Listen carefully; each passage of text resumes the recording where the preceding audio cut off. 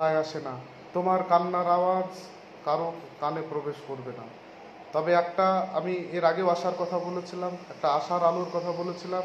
2026 সালের আগে একটা বড় সড়ো নিয়োগ হবে আমি বলছি, যদি খুব ভুল না হয়।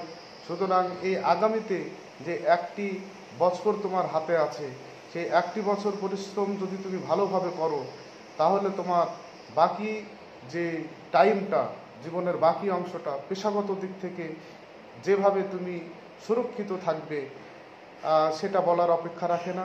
তাই আমি তোমাদের বলবো যে একটি বছর তুমি ভালোভাবে পরিশ্রম করবে মন দিয়ে, না তুমি বাকি যে 60 বছর পর্যন্ত তোমার জীবন, সেখানে অন্য পেশা তুমি বেছে নেবে, সেটা তো তোমার নিজস্ব ব্যাপার।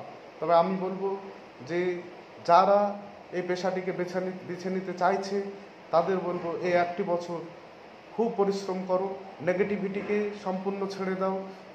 কারণ যেটি তোমার হাতে নেই, কি হবে না হবে এইসব বিষয় নিয়ে না ভেবে তুমি ইন্টারভিউয়ে ফোকাস করো। তুমি মক ইন্টারভিউগুলো দেখতে থাকো। আগামীতে যারা টেট দেবে, তারা টেটের সিলেবাসটাকে, প্রিভিয়াস ইয়ারের কোশ্চেনগুলোকে পর্যবেক্ষণ করো, ভালোভাবে নিরীক্ষণ করো এবং রুট লেভেল পর্যন্ত প্রিপারেশান নাও, যাতে কোশ্চেন যতই কঠিন হোক না কেন তোমরা কোয়ালিফাইং মার্কস সেখানে পেতে পারো। এইভাবে এগিয়ে যাবে। আমি যেমনটি বলেছিলাম, তোমরা হয়তো দেখতে পাবে যে ধীরে ধীরে নভেম্বর ডিসেম্বর মাসের মধ্যেই হয়তো ইন্টারভিউ নোটিফিকেশান বেরোবে, যেটা 2022-এর কোর্ট কেস কোশ্চেন মামলা যেটা আছে, তারা যদি পজিটিভ রেজাল্ট আসে, তারাও ইন্টারভিউ দিতে পারবে। কিন্তু তার পূর্বে আমি বলবো যে আবারও তোমরা টেট কোয়ালিফাই হয়ে থাকলে কোনো সমস্যা নেই। যাদের 2022-এ টেট কোশ্চেন ভুল মামলা আছে, তারা তো সেখান থেকে ওয়েট করতেই পারে। প্লাস তাদেরও বলবো আমি যে তোমরাও আগামী টেট এক্সামটা ভালোভাবে দেওয়ার চেষ্টা করো। পজিটিভ রেজাল্ট 2022-এ আসলে সেটা অবশ্যই খুব গ্রহণযোগ্য হবে, খুব ভালো হবে, তোমাদের পক্ষে খুব আশাব্যঞ্জক হবে। কিন্তু কোনো কারণে যদি নেগেটিভ হয়ে যায়, আমি নেগেটিভ করছি না, তোমাদের আশাহত করছি না, তাহলে আমার একটা কিছু আছে, আবার যদি আমি নতুন আরেকবার কিছু করতে পারি, সেক্ষেত্রে তো হারাবার কিছু নেই। তাই আমি বলবো যে আগামীতে ফোকাস করো এবং এগিয়ে যাও। এবং আমার প্রচেষ্টা থাকবে, আবারও বলছি, আমার একটাই প্রচেষ্টা থাকবে, আমি প্রচণ্ড নিজের একাডেমিক এবং প্রফেশনাল দিক সেগুলো মেনটেন করার পর যেটুকু সময় পাবো, সেই সময়টুকু তার ন্যূনতম কিছু সময় পেলেও আমি যেন তোমাদের সার্ভিস দিতে পারি, সেটা অনলাইন অফলাইন দুইভাবেই যেন সার্ভিস দিতে পারি। ইন্টারভিউ, টেট এবং তোমার যে টেটের যে প্রিপারেশান, ইন্টারভিউয়ের প্রিপারেশান, অনলাইন অফলাইন দুইভাবেই আমি যেন তোমাদের সহায়তা করতে পারি, সে প্রচেষ্টা থাকবে।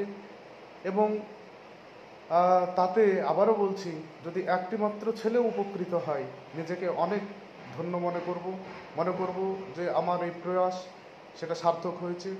কারণ ইতিপূর্বে আমি দুটো ঘটনার সম্মুখীন হয়েছি, দুটো অভিজ্ঞতার সম্মুখীন হয়েছি। সেক্ষেত্রে দীর্ঘদিন থেকে আমি পুলিশ বলো, রেল বলো, ব্যাংক বলো এবং টেট ইন্টারভিউ, সমস্ত টাইপের যে এক্সামগুলো আছে, সেগুলোতে আমি গাইড করে এসেছি এবং তাতে অনেক পজিটিভ ফল পেয়েছি। আজ তারা বিভিন্ন দপ্তরে কর্মরত আছে। তাদের এই যে একটা মানসিক তৃপ্তি, সেই তৃপ্তিটাই কিন্তু আমার প্রফেশন এবং আমার যে নিজস্ব যে একাডেমিক সার্কেল, যে একাডেমিক যে নিজের যে পড়াশোনা, সেইগুলো সেইগুলো থেকেও যে সময় বের করে আমি চেষ্টা করি যে কিছু করার, এই একটাই কারণ। আবারও বলছি, একটি বছর ভালোভাবে পরিশ্রম করো এবং তারপর তোমার তো হারাবার কিছু নেই, ভালো পরিশ্রম করলে তুমি কিছু পেতে পারো 2026-এ, বিশ্বাস রাখো। এই বলে আমি আমার এই ভিডিও শেষ করছি এবং আমি কথা দিচ্ছি আগামীতে আমি টেট এবং প্রাইমারি ইন্টারভিউ বিষয়ক বিভিন্ন আলোচনা এই চ্যানেলে নিয়মিত আপলোড করতে থাকবো, কারণ এটা আমি পারবো। কারণ আমার যে নিজস্ব যে একাডেমিক যে বিষয়টা এতদিন ধরে ছিল প্রফেশনের সঙ্গে সঙ্গে, সেই জায়গাটা আমি অনেকটাই কমপ্লিট করেছি। রিসেন্ট আমার যে টার্গেটেড এরিয়া ছিল আমার ডক্টরেট পিএইচডি সেটা কমপ্লিট হয়ে গেছে। সুতরাং আমি এবার পুরো দমে আমি এর আগে পিএইচডি করার আগে যেভাবে আমি তোমাদেরকে সহায়তা করার চেষ্টা করেছি আমার সাধ্যমতো এটা জারি থাকবে। আমি আবার শুরু করব, যতদিন পারবো আমি চেষ্টা করে যাব তোমাদের জন্য। এই বলে আমি আজকের এই ভিডিও শেষ করছি। সকলেই ভালো থেকো, তোমাদের জন্য আমার শুভেচ্ছা থাকলো। তোমাদের যে ডিপ্রেশনের কথা বলছো, আমি আবারও বলি, ডিপ্রেশনটা কাটিয়ে তোমরা উঠতে পারবে। নিজের পরিশ্রমের দিকে ফোকাস করো। ডিপ্রেশন আপনা আপনি কোথায় উধাও হয়ে যাবে তুমি নিজেই বুঝবে না।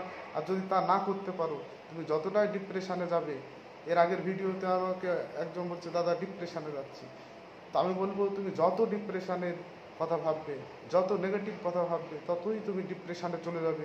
এই পৃথিবী তোমার জন্যে কর্ণপাত করবে না, তোমার চিৎকার কারো কর্ণকুহরে প্রবেশ করবে না।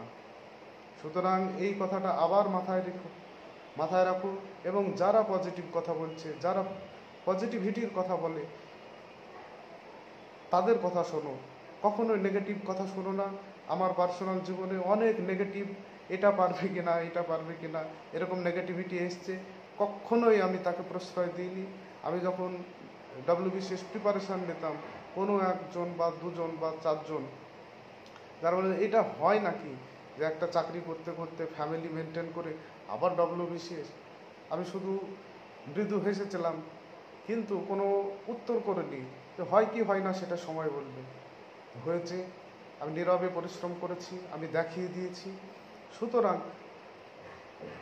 ডিপ্রেশনের কথা, নেগেটিভিটির কথা আমার সামনে বলো না। আমি চাই অল টাইম যে তোমরা বি পজিটিভ, পজিটিভলি এগিয়ে যাও। আমি অনেক কিছুই হয়তো পাইনি, ডিআই ইন্টারভিউ দিয়েছি, সেটা ইন্টারভিউ বাদ গেছে, কলেজ সার্ভিস অনেক জায়গায় বাদ গেছে, কিন্তু কিছু কিছু তো পেয়েছি। সুতরাং আমি বলবো যে তুমি পরিশ্রম করতে থাকো, দেখবে কিছু না কিছু তুমি পাবে পাবে পাবে পাবে। এই বলে যারা ডিপ্রেশনে আছো তাদেরকে আমি উঠে দাঁড়াবার আহ্বান জানাচ্ছি এবং নিয়মিত স্টাডি করো, এগিয়ে যাও, কিছু একটা পজিটিভ রেজাল্ট আশা করছি পাবে 2026-এর আগে, যদি খুব ব্যতিক্রান্ত বা ব্যতিক্রমী কিছু না ঘটে। ধন্যবাদ সকলকে, ভালো থেকো।